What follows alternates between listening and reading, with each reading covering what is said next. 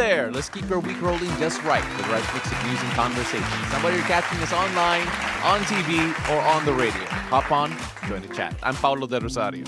Hello there, beautiful people. I'm Asis-Carilo. We are simulcast on Mellow 94.7 BFM. Here's your daily dose of deep dives and good vibes. Welcome to Beautiful Day! Okay, we got a great show ahead. It is jam-packed. We are gonna go through everything and try to give everyone the right amount of time possible. Yes. But I'm excited. We are live on Facebook, YouTube. Like, share, comment, and subscribe. Please, as early as now, send us your messages, shout-outs, and your questions for our guests later. We are simulcast on Mellow 94.7 BFM. And we're also on their Facebook page. Speaking of Mellow, we'll be speaking with DJ Yen again today because it's a Wednesday, so we're doing Besties Ask. Our question for today, do you think you would survive a horror movie? And I already know that you won't. You know, I don't know about that. Okay, you know why? Because I won't be in it. Yeah. So, mabuhay and ako. also, I don't know. No, Would you survive? I know my role. I know my Sige, role. let's I'll talk tell you about what that my later. role is That's later. going to be exciting. Yeah. And then also for What's Cooking. So we have What's Cooking Yes, we today. do. We'll be speaking with best-selling author, Chef Angelo Comsti. He's going to tell us or share with us his 2026 food outlook and his thoughts on the highly anticipated Michelin Guide PH. I am excited for this. He's a good friend of mine. I have not seen him in ages, so we're excited to have that conversation with him later. Of course, and we're gonna have someone from Weather HQ rather come on as well. Si Dr. Jose Rene De Grano. He's gonna tell us a bit more about staying healthy during this amihan season because you know normally every season brings its own ills. So we're gonna make sure that everyone is gonna be okay. But of course, you also need. We need the cuddles. And the hugs. I don't know about that. But of course, when we look at the food for the soul, then you need laughter. That's right. You need So laughter. for the hangout later, we're going to be talking to breakout comedian Issa Villaverde. So we'll be bringing you, aside from all the information we're sending your way, we are also going to be having a lot of laughter today on a Wednesday, right smack in the middle of the week. Yes, we need it just to get us over this period. But of course, we got a lot to get to, so let's take it to the roads. Let's check the situation in major thoroughfares at this hour. Guys, here is a look at EDSA Orense in Makati. Left side of your screens, you're seeing vehicles heading to Pasay City, light traffic on that stretch. Opposite lane, same situation. Right side of your screens, you're seeing vehicles heading to Shaw Boulevard, everything green and go. Now, this time we take a look at EDSA White Plains. Left side of your screens are vehicles heading to Shaw Boulevard, already looking very busy. Moderate to heavy traffic on that lane. Opposite side, right side, are vehicles heading to Cubao, light traffic on that stretch. Now, heads up to motorists. The expanded vehicle number coding scheme is in full swing. It's a Wednesday, so vehicles with license plates ending in 5 and 6 should be off the road right about now until 10 a.m. and again later from 5 p.m. to 8 p.m.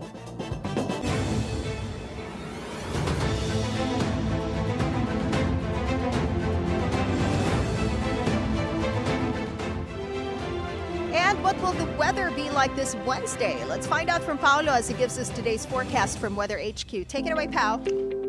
Thank you so much, Anne. Let's take a look at how the local weather is like today. First off, we're going to take a look at three things: the northeast monsoon, the easterlies, and the intertropical convergence zone. Now, all of those things influence our weather as of the moment. Let's take a look first over the extreme northern part of Luzon. Well, there's the cool Amihan breeze. It will bring cloudy skies with rains across the Batanes and Babuyan Island areas. So if you're stepping out, keep that umbrella handy and wear something warm because the temperatures may dip, especially at night. Now, moving down south, let's go to Masbate and Sorsogon, where you can expect rainy weather throughout the day. Now, residents in low-lying mountainous areas are advised to stay alert for possible flash floods and landslides due to the moderate to at times heavy rains. For the rest of Luzon, you can experience partly cloudy to cloudy skies, which will prevail with occasional isolated rain showers or thunderstorms brought about by the easterlies. Again, if you are heading out, make sure to always have an umbrella handy because it will protect you from the midday heat as well as those surprise afternoon showers.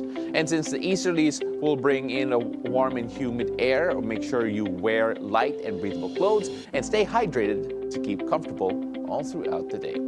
Now, moving down south, let's go to the Visayas region where the intertropical convergence zone will bring cloudy skies with scattered rains over eastern and central Visayas. Now, residents in flood-prone areas or mountainous regions should stay alert for the possible flash flood or landslides that could happen. Now, for the rest of the region, you can expect generally fair weather all throughout the day, perfect for any outdoor activities or of any errands that you need to run.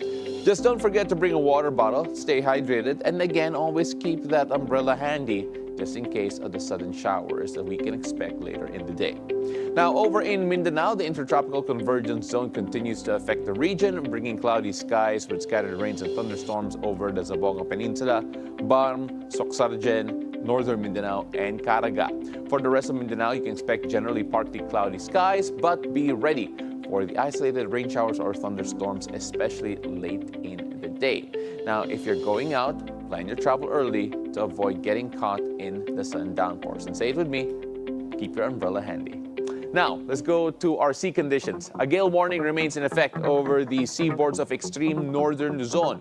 Now, this is particularly true along the coastal waters of Batanes and the Babuyan Islands. Now, rough to very rough sea conditions are expected due to the strong winds brought about by the northeast monsoon. Now, for our fisher folk and sea travelers in these areas, all types of vessels are strictly prohibited from sailing as these conditions may pose serious risk to both life and property. Please remain in port until authorities give the all clear. Meanwhile, for the rest of the country, it'll be generally light to moderate, but it's still best to monitor the latest marine forecast before traveling out to sea. Now, that is it for Weather HQ at the moment, and back to you. Thank you so much, Pao. Now on to our top stories this morning. Tension between two armed groups ensued in Tipo-Tipo in Basilan. The Armed Forces of the Philippines says the gunfire erupted after a supposed family feud. Authorities report 4 civilians were killed from stray bullets, while over 1,000 residents evacuated. On BNC's agenda, Basilan Governor Mujib Hataman clarified that the incident is not related to the conflict between the Moro Islamic Liberation Front or MILF and the government. Noong October 21 merong binaril na isang religious leader from isang barangay sa Tipo-Tipo Municipality at nagkataon ang pamilya noon ay miyembro ng MILF. And even itong allegedly itong napaslang ay miyembro rin ng MILF. Tapos yung pamilya kahapon parang meron daw silang suspect at nagkataon ay municipal guard ng Tipo-Tipo Municipal Government. So pumunta sila kahapon ng alas 3 at gusto nila, according doon sa mga commander ng MILF na kausap natin, na gusto nilang hulihin or gustong isuko sa kanila. Of which yung suspect nila ay nag-deny rin na bahagi siya nung pagpaslang doon sa sinabi kong religious leader na napaslang noong October 21 po. So doon nagsimula yung tension na to hanggang sa nagkaputukan.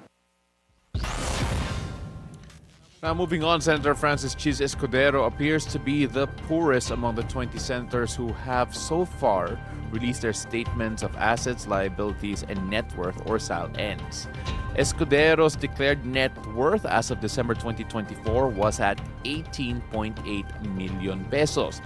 That is 1/3 of the value of the Paraiba tourmaline ring that he supposedly gifted his wife, Heart Evangelista. Meantime, the richest member is Senator Mark Villar with a staggering 1.2 billion in net worth with 0 liabilities. Close behind is Senator Raffy Tulfo, whose combined wealth with his wife, ACT-CIS Representative Jocelyn Tulfo, is at 1.1 billion pesos. His younger brother, Senator Erwin Tulfo, ranked 3rd richest with 497 million pesos in net worth. Okay. I have mentioned in the past few days when we were talking about Yeah. silence, and you were saying na sana ma-release lahat, especially for transparency Yes. purposes. And I would always counter by saying, totoo ba yan? That all depends kung totoo yung SALN. Yes. And we have heard from like si tax expert Mon Abrea saying that in all his years sa BIR, he knows that pwedeng ma-fake itong SALN. Possible to hide certain amounts, certain figures. Pero now that it's all out there, pwede nang imbestigahan. Yes. So, Yeah, especially when we see that it looks questionable. well, first, there are a few things to look at. When you look at the itemized list, because again, they're available. Yeah. I'm sure maraming magulat na tao na yung mga ibang house and lot are worth very, very little compared Yeah, to what yeah. you would normally pay dito sa Metro Manila. Yes. Okay? For where we know where their houses are, right? So that's one thing. Another one is that there are some items in terms of yung land that says it's donated. And it's listed as an asset. Yeah, and at yeah. the same time rin, you can also see yung mga different approaches because for some people, kapag sinabi na bilyonaryo ka, status symbol yan eh. And on the other end, if the others want less to make you Yeah. seem more humble or simple din. So, where do you go? I don't know. Where do you go? Kasi itong papel na to, this document, hindi naman to para ma-prove na, oh, I live a simple life lang, humble ako. This is an actual document that shows everything that you own. So, Allegedly. Yes, allegedly. Yeah, may possibility, we know that there is a possibility for it to be not so true. I guess. Yung inayos na, So, pero now that it's out there and we see suspicious or questionable figures, we can start investigating from there. Alam mo, so 20 yeah. of the 24 senators have released their SALNs. 4 more senators have yet to release their SALNs. Si Senators Amy Marcos, Bato de la Rosa, Alan Peter Cayetano, and Rodante Marcoleta. So we are waiting for that. You know what? I watched On Point last night and it was a very interesting interview with former Justice Antonio Carpio. He says he doesn't agree with yung decision ni former Martires to require yung consent ng government official before the SALN is released because the public has the right to access the SALN of officials at reasonable hours of the day and the law does not require consent. So ngayon, the public is already awaiting for these documents to be released. Hindi lang sa senators, but also our president, of course, vice president. Now, my next question is, now that we see it, I'm not, again, now that we see it, what is the next step for yung taong bayan? Pwede I mean, nang imbestigahan ng mga investigative bodies. Yeah, but at the same time, we all have to start taking up classes in appraising yung mga value ng real property. Because again, Yeah. it's minsan what is listed is not necessarily true. So we're gonna find out if it will lead to something more. And hulog yung earring po ni Oo Ann. nga, You nahulog did see eh. that, right? We're gonna find out later on more about it. But for now, we're gonna talk about something more luxurious than her earrings. Yes. At the moment. Luxury helicopters belonging to resigned Ako Bicol party list representative Zaldi Co have been spotted in Malaysia. According to Bilyonaryo.com source, Zaldi Co has connections in Malaysia which enabled him to fly his aircraft from southern Palawan to Sabah. Co owns 6 helicopters worth $45.6 million or 2.7 billion pesos, along with other air assets such as Gulfstream G350 worth $36 million. DPWH Secretary Vince Dizon says the government is set on recovering the ill-gotten wealth of Zaldi Co, who is implicated in the flood control scandal. So here we go again, playing that game. Where is Zaldi Co? Well, we know where his helicopters are at, allegedly. Does that mean that he is also in Malaysia? that's the thing. If the choppers were spotted there. I don't know kasi when may helicopters in Palawan, wala naman ako dun sa Palawan, di ba? No, but Iba ka talaga pa. no, but really, it doesn't Yes. necessarily mean na nandun ka. Oo. I mean, it's super interesting though kasi you are able to identify the choppers because of the numbers there on the tail. You see that? Yeah, And it's that's something that you can follow. Yung tanong ko, were the helicopters are always there or were they moved? When was it moved there? There's so And many why ways. were they there? Baka he wanted to fly.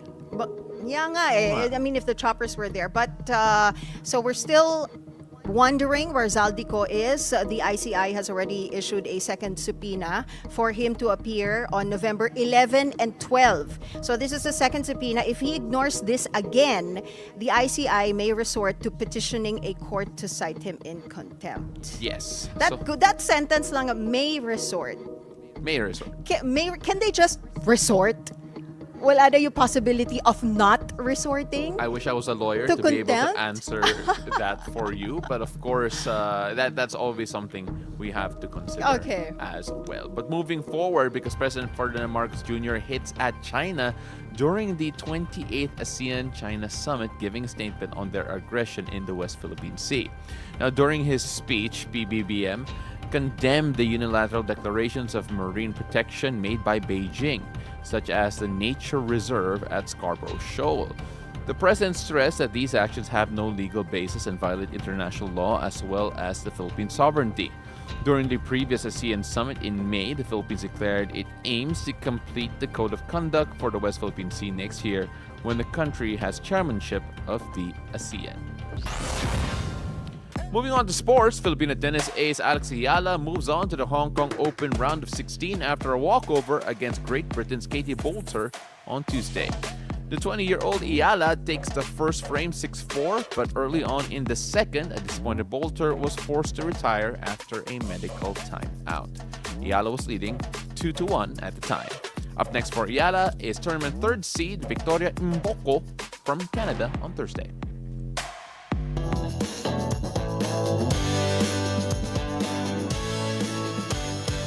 Okay, here we go with our first cup of tea. Piping hot cup of tea, can I just say? BTS member Jungkook's new Calvin Klein campaign this just dynamite. dropped, and fans are seated. Smooth The like much-awaited butter. campaign, aptly titled Heats Up, features the K-pop idol in a biker look wearing CK underwear and denim pieces. The spring collection pays homage to the 90s denim-on-denim trend, including Jungkook's personal favorite, the all-black look. The 28-year-old musician first worked with the brand in 2023. This marks Jungkook's comeback after completing 18 months of service in South Korea's military. So last night, I was busy reposting all Jungkook photos in his Calvin Klein outfits and also the video where he was dancing and looking really hot. So there, you'll see that all over my social media feeds. Well, for Anne, Jungkook Last has night I was permission to super dance. busy doing that. Pero can I just say, now until now, he has not posted anything on his Instagram account, but he has 13.1 million followers. Wow. You know what? I know, actually, he did post an Instagram story. Yeah, pero it's not a niya, post. Yung It's ad. not the same. It's a story. It's not the same. Yes, So, pero yeah. zero posts, and he's just only following 8 people, probably BTS members, and then 13.1 million followers. Wow. Again, there's a different effect when it comes to K-pop, especially BTS in particular. So yeah, hey, look, So I'm the name- happy for all the fans of BTS because they are becoming louder and louder, Yeah. ever so slightly. So we're looking forward to what's next for BTS. I believe next year they have something cooking for the fans. Yun. Now our second cup of tea, Chris Evans welcomes his first child with wife Alba Baptista. Multiple outlets report that the Captain America star and Warrior Nun actress have welcomed into the world their first child, named Alma Grace Baptista Evans. After getting married in September of 2023, Chris, known for his role as the Human Torch, says he and his wife have been laying low and just enjoying their time together. Yay! A baby's always a blessing. So congratulations, Chris Evans and Alba Baptista. Sorry, natawa ako. What? Whoever wrote this said that Chris Evans was known for Human Torch. How about Captain America? I said. I know, the Captain America star. I know, it just And says also known Human for Torch. his role as Human Torch. I mean, Well, he played that role again, diba, in Deadpool. yes, he did, Yeah. but that's not what I would like automatically pick him out of. But no, that I just find that a bit funny from a nerd perspective. Okay. But yeah, hey, congratulations to the two. Congratulations. Fantastic. You said what was cooking a while ago. I was gonna be like, oh, here's what's baking. Baking? Yeah, bun in the oven. Wala na yung bun sa oven, nakalabas na. Kumbaga parang nailabas na yung bun from Yeah, the pero even before, diba dati, sikat si Chris Evans sa pandesal niya. Sikat pa rin naman until now, actually. For the longest time kasi hanggang mamon lang ako. Pandesal na ni Jungkook yung what's hot right now. But anyway, that's our tea for today. And up next, our weekly Besties Ask with DJ Yen from Mellow 94.7 BFM. Also, up next, best-selling author Chef Angelo Comsti shares his outlook on 2026 food trends, plus his thoughts on the highly anticipated Michelin Guide in the Philippines. Don't miss our conversation on What's Cooking after the break. Beautiful day. We'll be right back.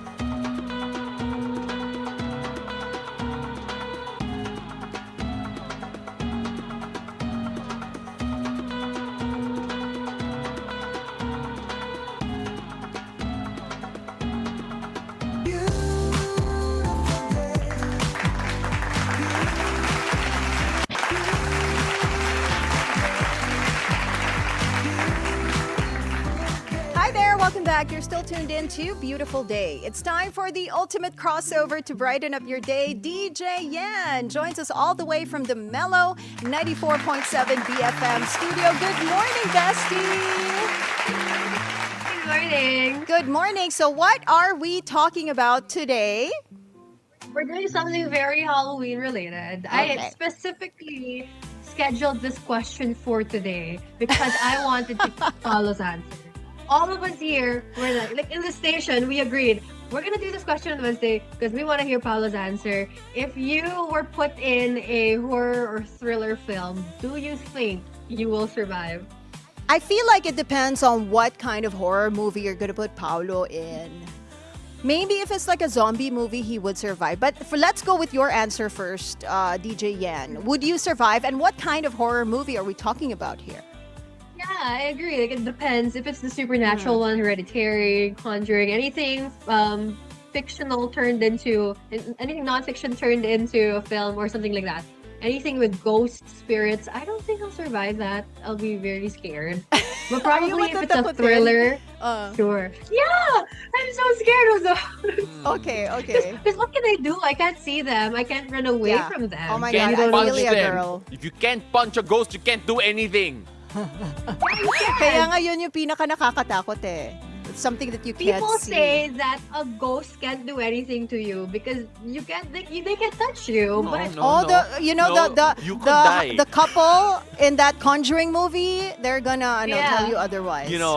Okay, wait, Anne, how about you? Do you think you'll survive? If it's a movie like yun nga, ghosts, something that I can't see, I'd probably survive or die of a heart attack because that's what I find most scary.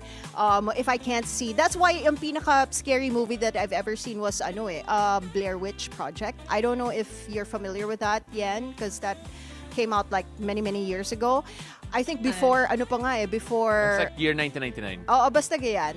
So, Yeah. Blair Witch Project, and they were so afraid of something that they can't see, but they can just hear it. So, that is really scary for me. But if it's like yung like Freddy Krueger, yeah.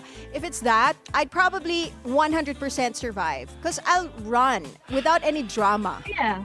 You know how in movies, like, they've already hear that there's something suspicious going on in the kitchen or in the attic, and they still go up there, like, slowly and by themselves without any weapon? I will not do that. I'm not dumb. Ako, It's not like that. sorry, just to answer your question, yes, I would survive, for sure. Kasi ako yung tao na magsasabi, uy, huwag kayong pumunta dyan, ha? Yung lalapit dun. Ako yung magsasabi na, oh yeah, that place is haunted. I'll stay away from there. Ako yung gas station attendant na dinadaanan ng mga Paano pag protagonists. Paano And if then the sabi, plot... anong ginagawa nyo? Sandali, Pao. Paano pag yung plot is you went to a haunted hotel? Bakit ako pupunta sa haunted hotel? Unknowingly. Unknowingly? Nag-check-in ka na, maybe with your Alis ako! maybe with your partner, tapos No! Malako Hotel California. Once you No! check in, you can't check out. No!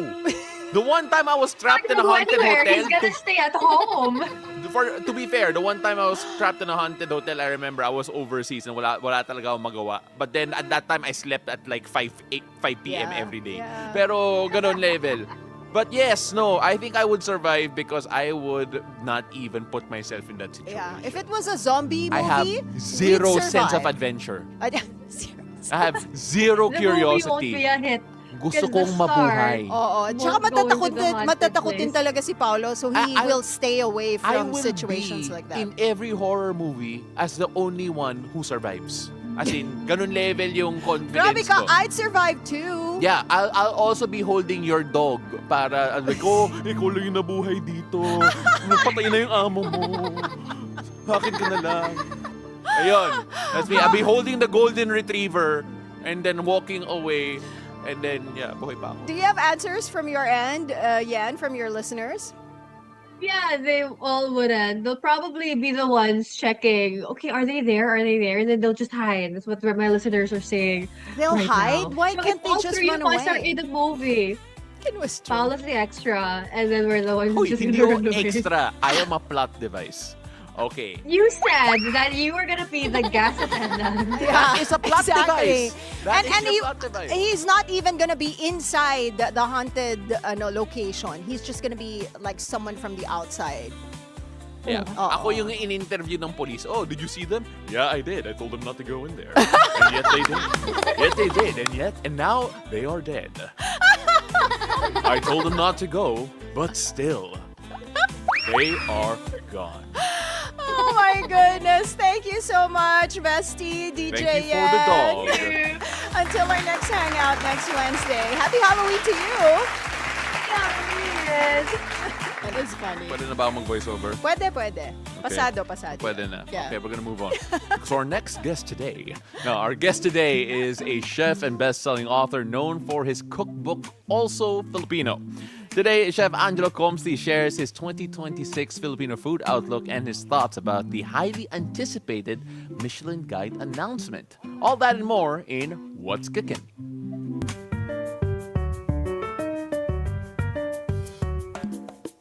And it's a beautiful, delicious day. Chef Angelo, thank you so much for joining us. Good morning. Yay, good morning. Good morning, Chef. First of all, this is such an exciting time for the Filipino food scene, not just for the Michelin star. It just feels that there's so many options that are growing all over, not just Metro Manila, but all over the Philippines, that is becoming more accessible. Let's start off first by talking about you, because you have published 5 books so far, including one that includes edible Christmas gifts as well. So when we take a look at all of that, why do you think making books about Philippine cuisine is such an important part of who you are?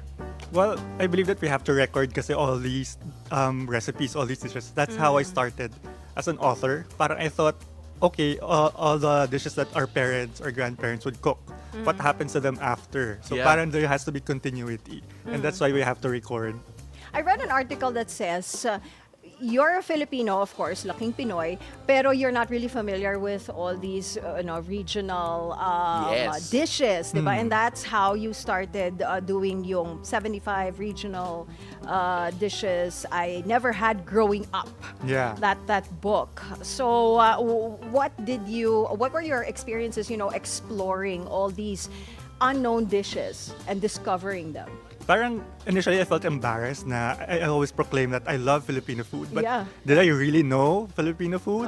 So when I explored the country, I went to different provinces, I realized na I didn't know about anything about Filipino cuisine pala kasi I only know about kare-kare, sinigang, the Yes, stuff I yung grew up usual, eating. adobo, you know. right? Sisig. Yeah. But there's so many things that we don't know about. So I went to 22 provinces and then I knocked on people's doors. I talked to the people selling carinderia food to ask for the dishes that I discovered. And that's how I came up with the also Filipino. Oh, Yeah, that's you so know, exciting. I love that idea because I remember, me personally, just going to, I was in Ilocos Norte a few months ago and I went to a carinderia and I was looking through their food and I saw a few viands that I had no idea about. And I love the idea of exploring all of that. But looking back at the year, kasi syempre patpasa tayo sa 2025, wow. What excited you the most siguro? Because we say it all the time. Filipino food is growing, it's becoming more accessible, we're discovering more dishes. But is there anything this year in particular that made it feel a bit more special? Well, everyone's in anticipation of the Michelin Guide. Yeah. Yes, Because I yes. think that's really going to put Filipino cuisine on the map. And not just Filipino cuisine, but the talents also and our food. So Yeah. it's happening tomorrow. They're finally going to announce which restaurants are. Oh my Cream of the goodness. crop. I'm here for it. I'm here for You're it. gonna be there, right? I'm going to be there. Oh my goodness. And that is a by invitation only event. Makikipagkwentuhan ako sa'yo after like, oh my gosh, what happened there? But do you have any bets? I have my hunches. You have your hunches. Hunches! Okay, can we record your hunches right now? Tapos we're going to see. Kung tama ka, Check we'll invite you back. again. Kung hindi, gagawin ka namin news item. Alright, so but of course, Wait, tinatanong mo nga yung hunches eh. Are Alright, you? let's move on. no, seriously. Let's move on. Okay. He was quiet. I actually moved on, and I read that. But if you take a look at the idea of what would it take, or siguro, because I don't think there's a limit of how many they're going to award. How many do you think actually made the grade? Yan na lang. I'm hoping that there's more than a dozen in the list. Okay. Kasi it also includes Cebu, not Yes. just Manila Yeah, and the yes, environs. So I'm hoping there's gonna be more than a dozen at least. Ooh. Do you have like maybe like a hunch on anong klaseng cuisine or restaurant that serves this particular dish that might be given a star? Kasi it's all about overall experience. And in particular, the food, the quality of ingredients, the harmonious flavors, the philosophy of the chef. That's all taken into consideration. Okay. And I think we have so many restaurants and chefs right now that fit the bill. You know, I want, like, let's say he's Ayaw, he's so here's the funny, vague. here's I the funny know. thing. Yeah, They but might be watching. yeah, no, they might be watching. They might be. But then you know what, Chef, you gave me a great idea. I think I have to book reservations tonight for tomorrow. Kasi I have an idea. I have a couple of ideas as well. But that I think are fairly obvious. Pero wag na you wag na also muna. have a restaurant kasi, right? Kasama I na siya do, doon. I He's do, part of yeah. that list, by the way, of 12. Yeah. Oo. I hope. Yeah, we'll see. So, when we talk about, it's such a prestige thing, yung Michelin star. How do you think it will actually enhance, like in a tangible way, yung, one, the visibility of Philippine cuisine, and two, the accessibility of it and the curiosity of it? I hope it helps our tourism. It will bring in more people to try our food. And also, I think the Michelin will help standardize what's really good out there. Kasi right now, we don't have a barometer on ano ba yung hinahanap ng tao. What makes for a really good restaurant. So I think by having this ratings, we would know na this is what we should be striving for. Because it's not just about the food itself, but it's also about the Experience. hospitality Yeah. and the experience. Yeah, so the service, Yeah. the wine program. A lot of things are considered. You know, I wanted to touch on, because we mentioned already that he has a restaurant, and you talk about this modern retro Filipino cuisine. So let's talk about your resto and then its concept. So it's called Offbeat Bistro. It's in Ayala Triangle Garden. We want it to be different from the other Filipino restaurants. That's why by the name itself, it's offbeat. Yeah. It's nothing usual. We try to bring back old dishes. So it's not the usual kare-kare and sinigang. Okay. We have dishes from Luzon, Visayas, and Mindanao, like monghe. Monghe is something I grew up eating in Pasig. Whenever we'd have Christmas parties or get-togethers, it's like a meatloaf. Okay. But we present it in a more familiar way. Yeah.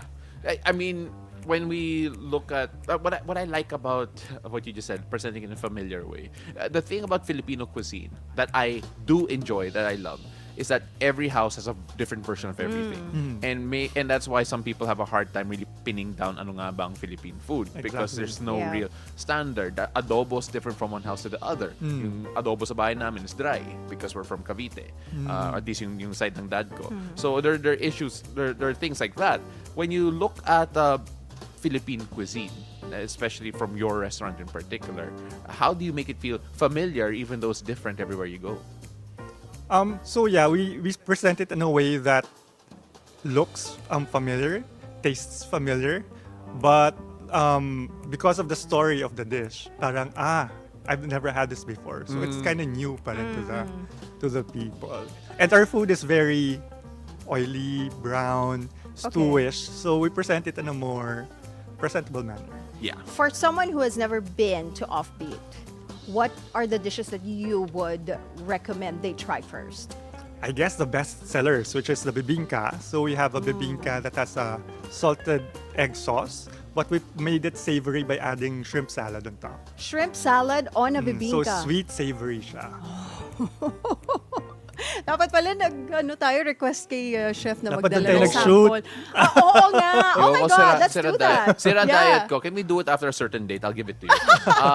Of course, we also have to take a look at Philippine food in general, because it says here right now, and I didn't even know this was a term, food futurologists predict that, quote, emotion-led consumption will help shape 2026 dining. Oh, do you agree with that?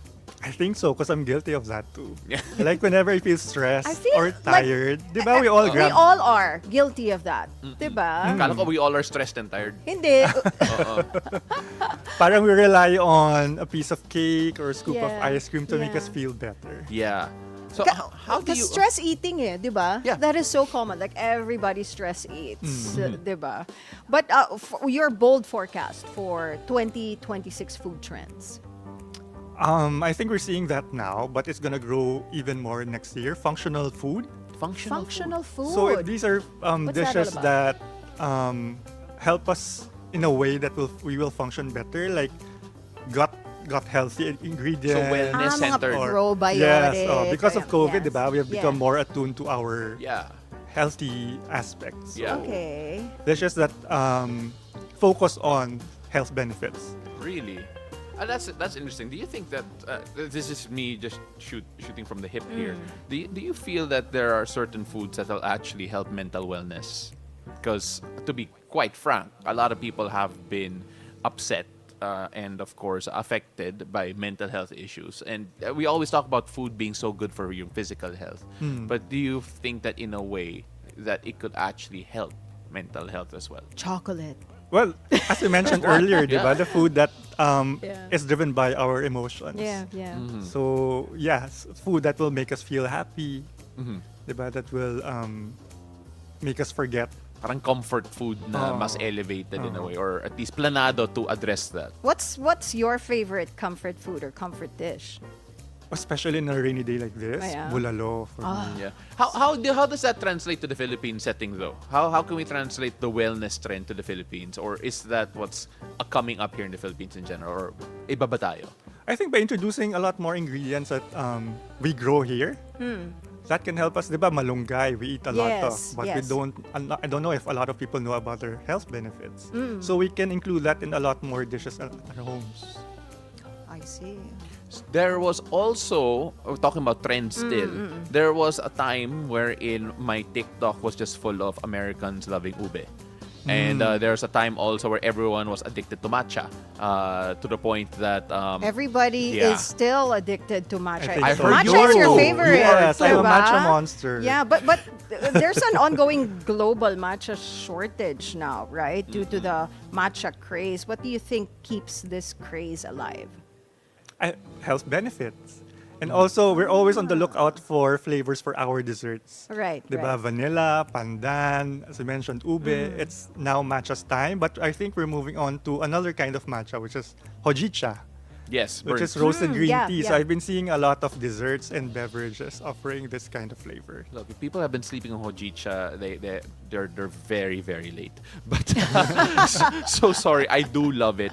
No, but when we take a look at the food trends in the Philippines in particular, are there any ingredients that you feel are going to be more present in Philippine cuisine? More present, but I think it's already present, gata. But I've been seeing a lot more dishes using gata, so that's pretty exciting. Really? A lot more chefs are playing with coconut milk and Oh. coconut in general. We had a coconut guest, right? Chef Riza, Chef yeah. Riza. Ninang Riza, Ninang yeah. Riza, yes. Yeah, from She Quezon. doesn't want to be called coconut queen though. No, But no. yeah, she cooks with all kinds of dishes made with coconut, right? Do you feel that that could be the next trend? I know we're predicting trends here for 2026, especially here in the Philippines. Do you think in terms of ingredients, siguro gata might be more in vogue than it already was? Well, to give you an example, si Chele Gonzalez in his restaurant Gallery, he did a whole menu spread just on gata. Wow. And I think he's moving on to rice, different kinds of rice. Okay. So there's so many things that we can explore, and the chefs are giving us that that avenue to enjoy our local ingredients. How about you? What do you want to explore next? Good question. Salt and sugar. Salt and sugar. We have so many varieties of salts and sugars here in the Philippines that no one has explored yet. But Yeah. there's so many artisanal salts also. Yeah. Yes. In Budbud. Bohol, Yeah. in Camiguin. Yeah. Salt Is and that sugar. sorry, Anna, but Oh. does that help that because you're mentioning so many basic ingredients? Chef Chel is doing something with rice. It's something with gata. If you're from the Quezon province, from Bicol, parang kanin na rin yun. When you're talking about salt and sugar, and right now because of the recent law that actually allows more artisanal salts to be produced depending on the region, we now have a new set of flavor profiles. Why are all of these ingredients so basic, and yet there's so many ways we could use them?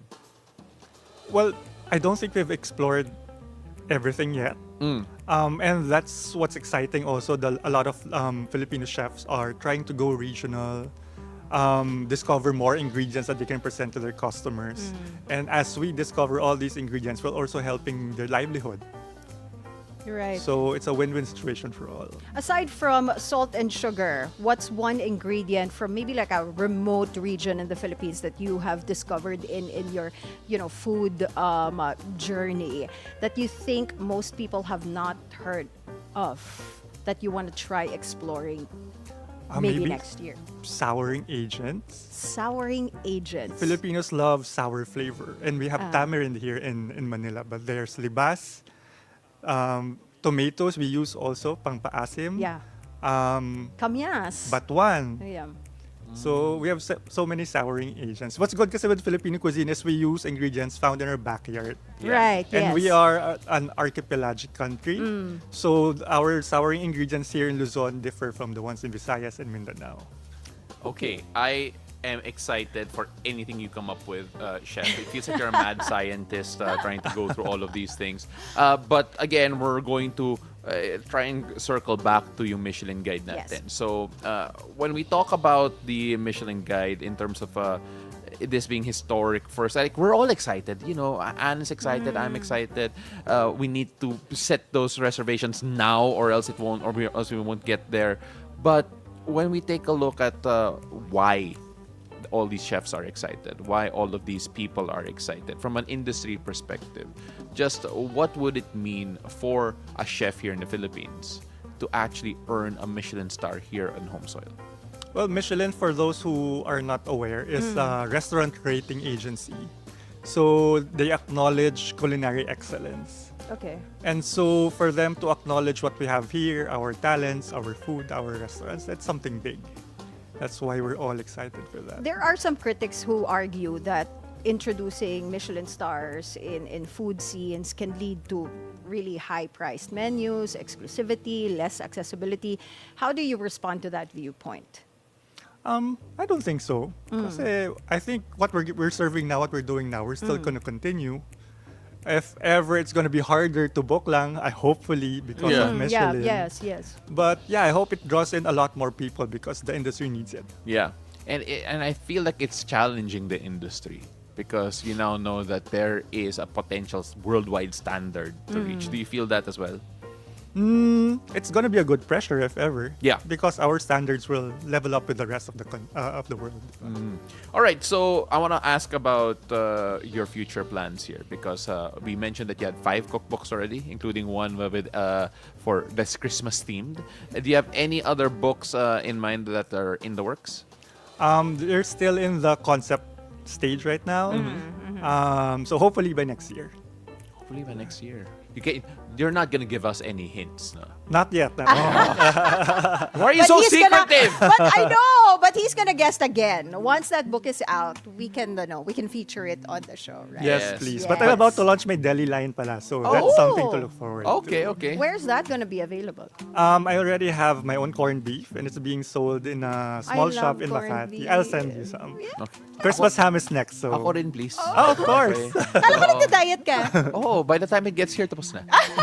All right, but Chef, thank you so much. So great seeing you and talking food with you. Sana we can eat food together next time, diba? Yes, Let's let's shoot do it in the at your restaurant. restaurant. Yeah, Yes. let's schedule that. Yeah. Yes. So, and we love wrapping up things in a particular way. Chef Angelo, our show is called Beautiful Day. So what makes your day beautiful? The show. Oh, Being able to have a platform to promote Filipino cuisine, Yeah.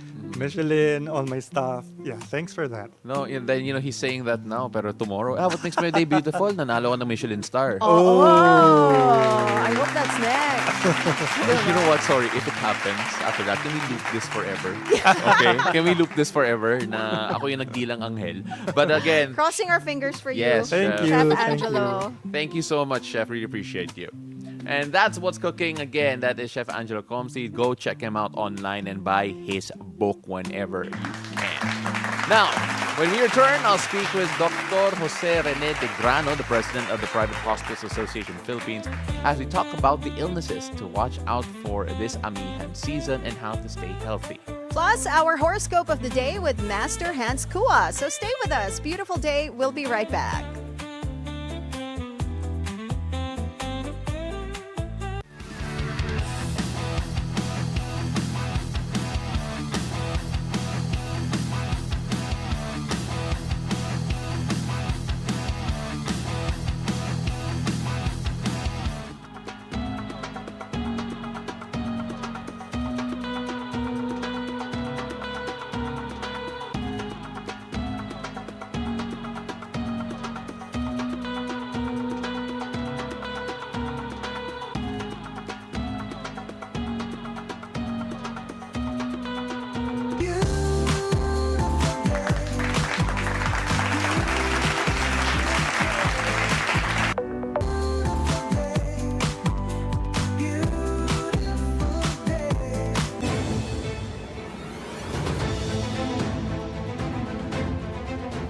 Welcome back. You're still here on Beautiful Day. This is Weather HQ.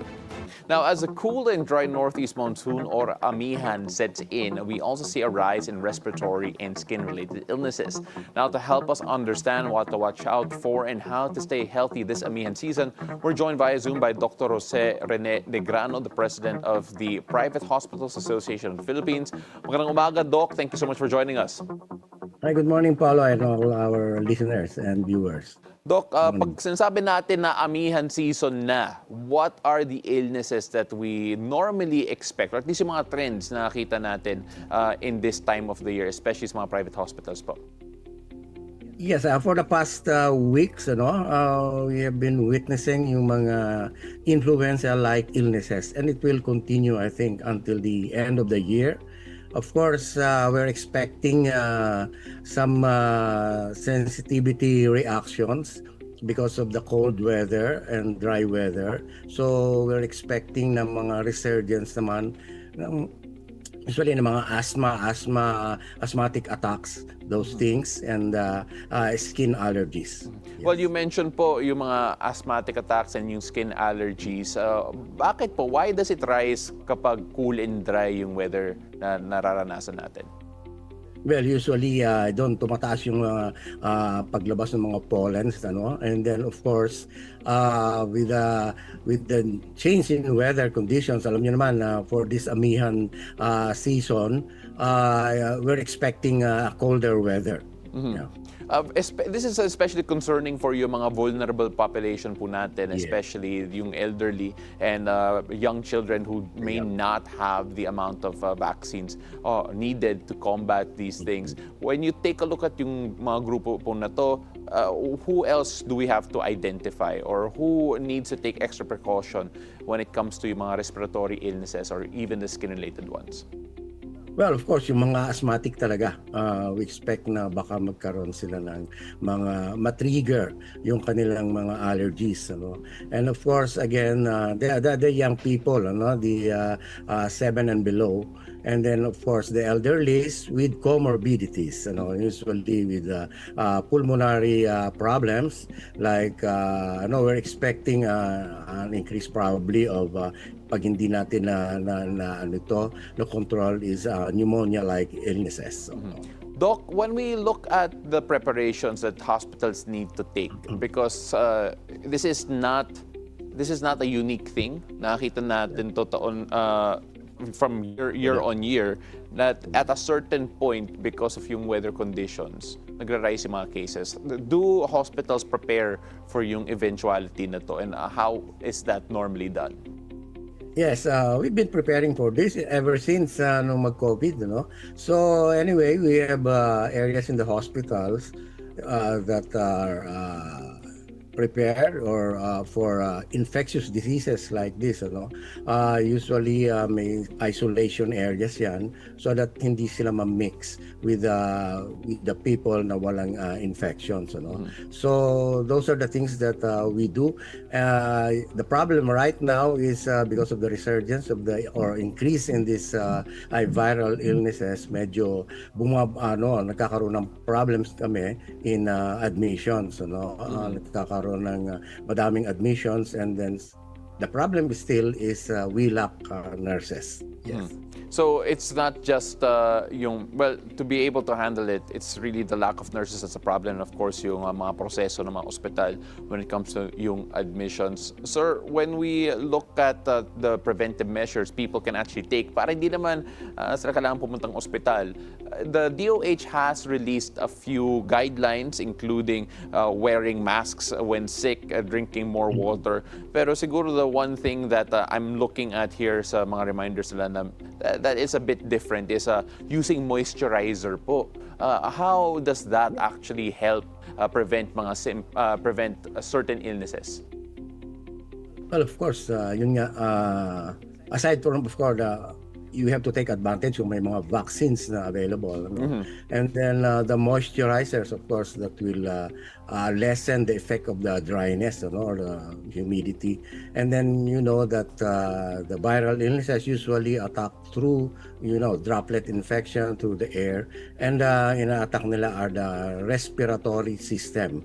So usually, the upper respiratory illnesses ang lumalabas pagka nitong season. Sir, what would you say to the people who would say that baka it might be too late to take a vaccine now at the moment habang tumataas na yung mga kaso, or at least those being afflicted by certain illnesses? Because for example, yung sa flu vaccine, normally year on year, umiiba pa yun, nag-update po yun. So what could you say to the people who would not take it right now because they just can wait till a few more months bago yung mas updated na vaccine?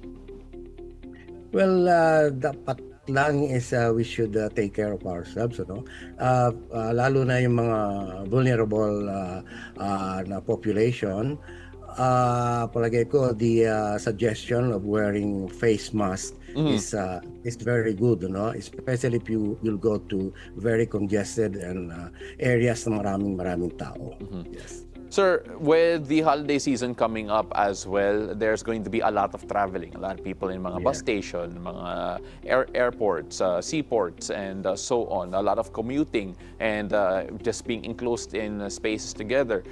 Any tips to make sure that the travel is safe and healthy from a health perspective? I think the best way is to protect yourself is to wear a face mask.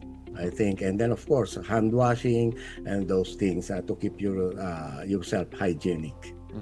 Sir, right now, nagiging trend yung wellness sa Pilipinas in general, actually all over the world when you talk about health. Do we actually see or can we expect siguro less cases right now compared to previous years since COVID, considering that more and more people are comfortable wearing masks? Has that been the trend or has that not necessarily been the case? I think that is the trend. No? I think we should not forget. Now, most of these viral illnesses are spread through droplet infection through the air. So wearing masks is, I think, essential in order to protect yourself and if you have symptoms, in order to protect others also. Doc, we really appreciate the time that you shared here with us. Right now, is there any message from FAPI to help stay safe and healthy during this amihan season? And of course, hopefully prevent people from going to hospitals and overloading yung system po natin. Well, of course, we should keep ourselves healthy, washing of hands lagi, and of course, whenever you sneeze, you cough or whatever, you should always cover your mouth, to prevent a spread of diseases. You may not have the symptoms, but you may be a carrier. So, in other cases, those vulnerable people must, I think, wear masks.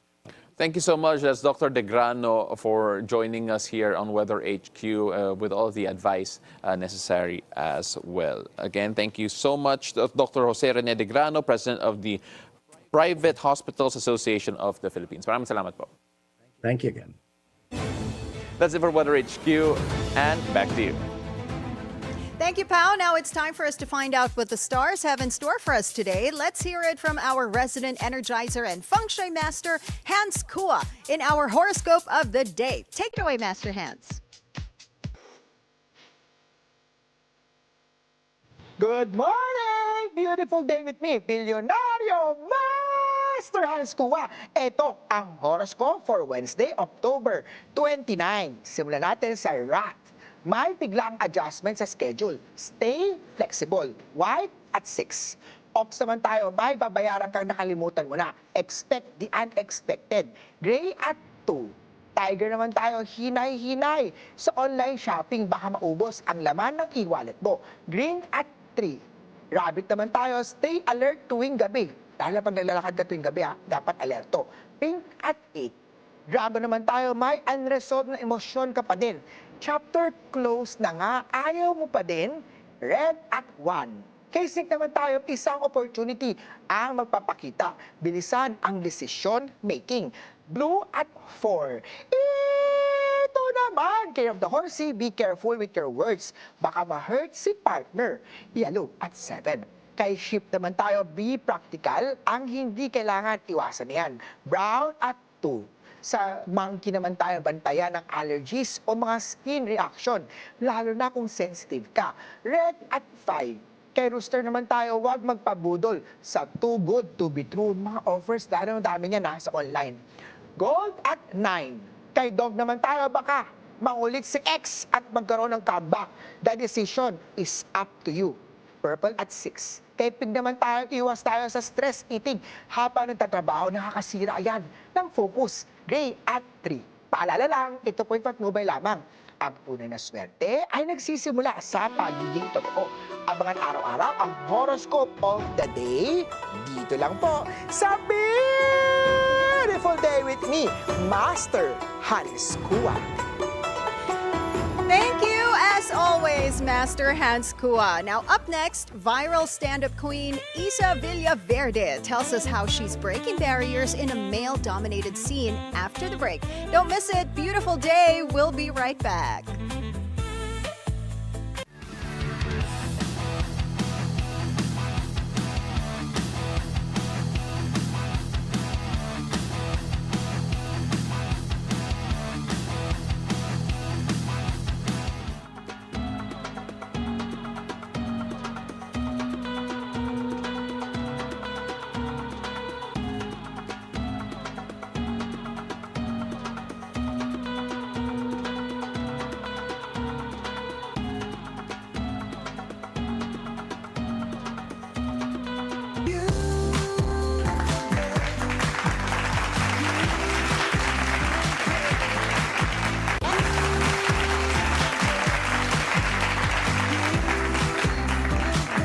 Welcome back to Beautiful Day. The F in female for our next guest, it definitely stands for funny. Who wrote that? After going viral for her hilarious bits that made young Pinoys LOL, she's now making her mark in a male-dominated scene in the I Want original comedy series Benta Nights.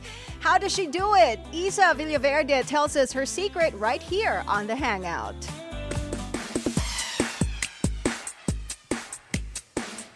Beautiful day to you, Issa. Welcome to the show. with you. Hi. Parang yung response sa mass. No, that's Ano, exactly ano? why she did it. Magmisa ka kasi. No. Pinalitan na kasi nila yon, and with your spirit With your na siya. spirit. Yeah. I'm just saying. Okay, fine. Updated pala to. Ikaw, magmisa ka Updated nga. ako. Magmisa ka kasi, Sorry, di Paolo. updated yung tugon ko. But hi. But she trusts us with her life Of this course. morning. Thank you for being here today. So, first things first, you got into stand-up comedy because of a breakup, because of trauma. Can you tell us more about how that sad moment inspired you to cope through Gusto laughter? ba natin mag-trauma dump this early in the Oh, morning? yeah, we want to Okay. hear breakup stories. So what happened? Wow, wait lang. Well, okay. Good morning so much. Hindi. So,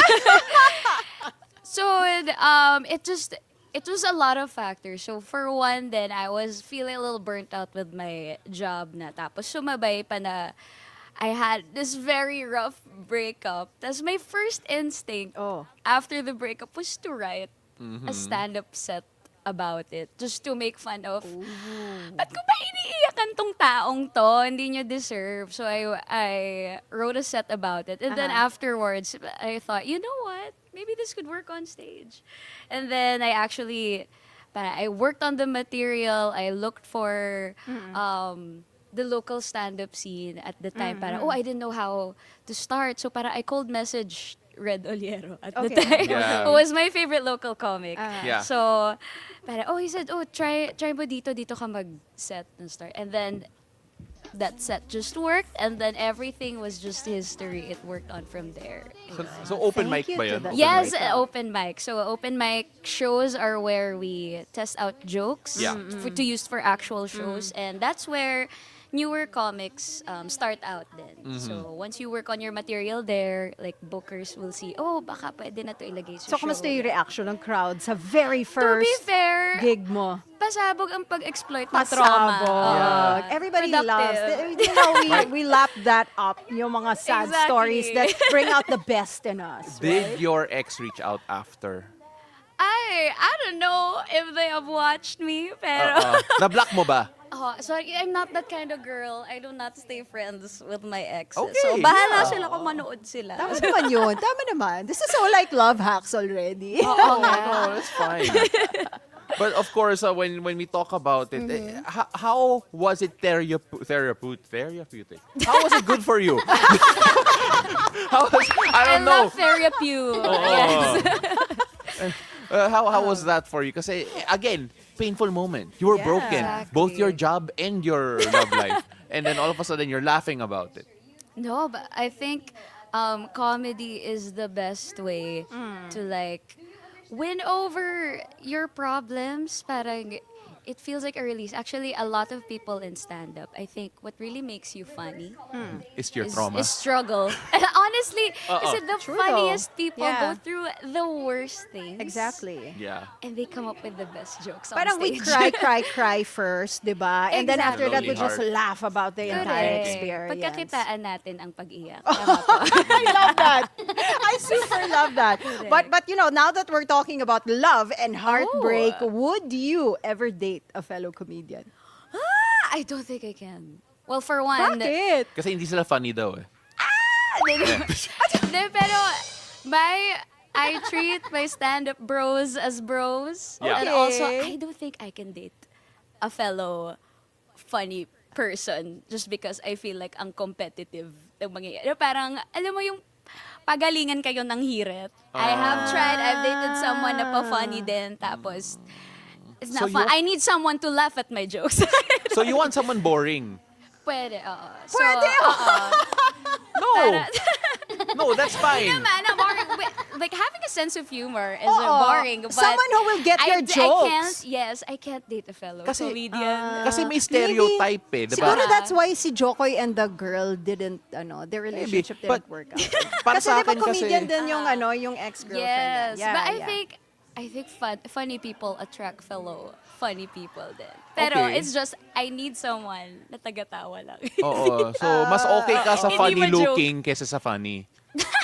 Okay. Hindi, dapat may face card pa rin tayo. Okay, good. All right, so we're gonna have to move on because we're gonna talk about your love life forever. if we don't. Yes. All right, let's talk about yung proseso mo because let's be fair. Comedy, it's about trial and error din. Exactly. Diba? So when you go through yung writing process mo and all of that, sometimes people like, oh, do you come up with this? But it's at the same time write what you know. So how does it work for you? But I know a lot of people who are new to stand-up think we're all making it up on stage, but it's actually, there is a process to it. So stand-up it combines a lot of things about performance. We write, we perform, we deliver. Marami siyang combined skills. We tell stories. So parang the way I do it, I write out my jokes. Tapos I usually base from personal experiences. Tapos I test out my jokes in the shows we call open mics. So those are like parang weekly bar shows where we have a guinea pig audience to test our jokes to Yeah. tell them if we're Okay. funny or not, and that's where part of the process is bombing. Yeah. Not doing well, yeah. Not doing well. Bombing is when no one laughs at the Okay. audience. So for one, you build resistance to Yeah. to the silence. So, Tapos, go. ayun. Speaking of jokes, Yes. ano yung most spontaneous, impromptu joke that you've ever done? And anong reaction ng audience to it? Well, sometimes the best jokes come from joke saves. So joke saves are it's when we bomb and then yung hirit namin after to get a laugh. Yeah. And it happens on the spot. Yeah, Sometimes yeah. sometimes may baon, sometimes we just call back. I can't remember to the top of my head, but my usual go-to is if I bomb in an open mic, I'll just say, kasi mas mura ang ticket pag open mic. So sinasabi ko, bayaran niyo pa ako, mas maganda jokes na maririnig niyo. That makes sense. That's my go-to. Sorry, can I just say, I was Yes. watching I was looking at the photos of you posting up here. Oh, diba, you like that? Yeah, so there was one photo in particular wherein ikaw lang yung babae on stage. It was with Yes. comedy. There it is. That's the usual Right? lineup. That's the yes. usual lineup. Okay. And I remember watching comedy shows, and the girl would always say, I am the rose amongst the thorns, and so on and so forth. Why do you feel that this is a space that is quote, male-dominated pa rin hanggang ngayon, even though there's so many talented women comics right now? And at the same time, do you feel na gendered nga siya one way or the other? I feel, kasi currently the scene, even in other countries Yes. naman, it is a sausage fest, honestly. Kasi it is a very masculine field pa currently. But I love that there are, nagsistart na rin yung wave of there are some girlies trying out Yeah. the stage, and I wish there were more. But I think ngayon pa lang din kasi nagiging safe enough for women to come Yeah. up on stage kasi historically talaga, the stand-up scene feels like a frat house. Yeah. Oh, yeah. So now, parang, I hope that just by being a female in the scene, parang marami rin nagtatanong, oh, how do I become a stand-up comic? Yeah. I hope it's just, we need a little more build-up ng courage as women Yeah, to talk in front of the stage. But there are a few active female comics in the scene ngayon. And Okay. I love a lot of them are moms pa. Oh, Yeah. nice. So parang, I wish there were more kasi you get to see how different ang perspective talaga ng babae in What- comedy. Is there any woman you look up to in particular? Ooh. Well, my favorite international female comic is Atsuko Okatsuka. Okay, yeah. Yes, so she's an LA-based comedian, and I got the privilege to open for her. Wow. When she did her Wow, tour here in Manila. congratulations. That's awesome. Yes, so I love that she's just unapologetically feminine and weird, and Is that their Yes. edge? Because, there's, Yes. women can make jokes that we can't. Do exactly. you feel like women are funnier? Can be funnier? They can be. be, Yeah, honestly. can be. Pero ano din naman funny is very subjective. That's What may true. be funny to you might not be funny for Yeah. everyone else. Don't But worry, there yeah. are things na, for example lang, because a lot of my fellow female comics are moms. Parang, I love that they get to show how, moms can be bastos, moms can be cool, moms can be not perfect. Yeah. Ganun lagi yung set nila. Or kunyari ako, I can joke about same topics that men will joke about, like dating or religion or politics, but with my girly pop energy. Girly It's- pop yes, energy. I it's, love that. It's Okay. representation matters. So, It does. Maganda. You're looking at the lineup here Yeah. of the people you work with. Baus Rufo, Victor Anastasio, Of and them course. so much. Okay, i-ranking natin. Top 5. Oh, No. Oh my gosh! No. Makikita pa kami mamaya. These are all your, sabi mo nga, your bros. Who are you Of course. closest to? Ooh, I think by default, I do a lot of shows with Baus Rufo because we are only konti na nga lang babae sa scene, and we are the few queer people in the scene pa. So Yeah. we always do shows together. Kamusta ka? Yes. Kamusta maging friends, si Baus? Parang feeling ko tawa ka ng tawa. Of course. Hindi ka ba Every napapagod? time. Napagod sila sa amin. So yeah, it's lovely having to do shows with Baus a lot because we also do improv together. We have a group together and we have a duo together. Okay. So ang ganda lang na nakakapagpatawa kami in all different forms. Ayun din, since comedy, I fell into hosting, tapos nakukuha rin kami to host events together. Yeah. So it's just, it's easy making people laugh pag Yeah. kasama ko si Baus.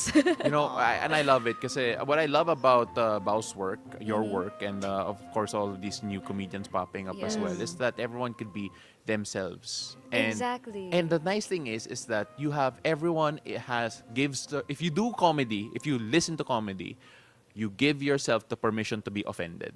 Mm-hmm. And Yeah. that's Yeah. always great. We want to hear more from you. Where can we see you next? Ooh, well, we have regular shows, stand-up and improv shows at Brickwall BGC if you want to catch us. But we do different shows all around Metro Manila. Just follow me at my accounts.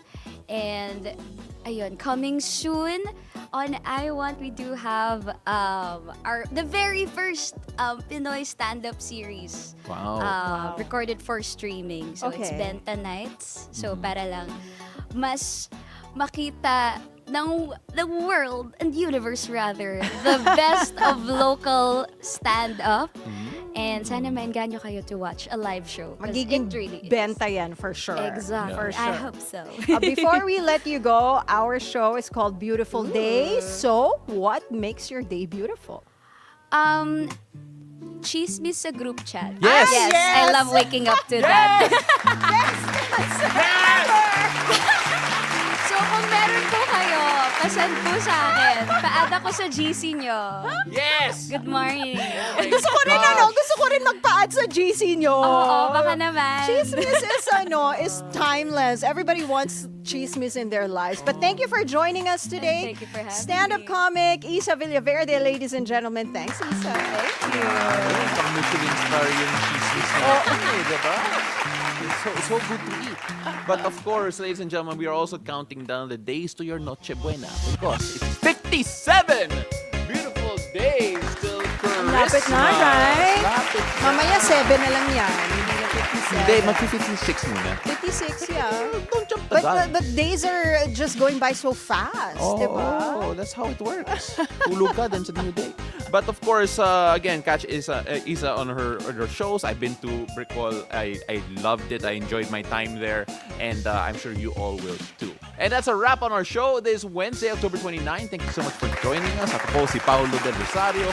Remember, keep it cool and take it easy. And I'm Ann Asis-Carilo. Have a great day ahead. And always remember to choose joy and spread love and kindness wherever this day takes you. See you again tomorrow, 7 a.m. to 8:30 a.m. only here on Beautiful day! Day!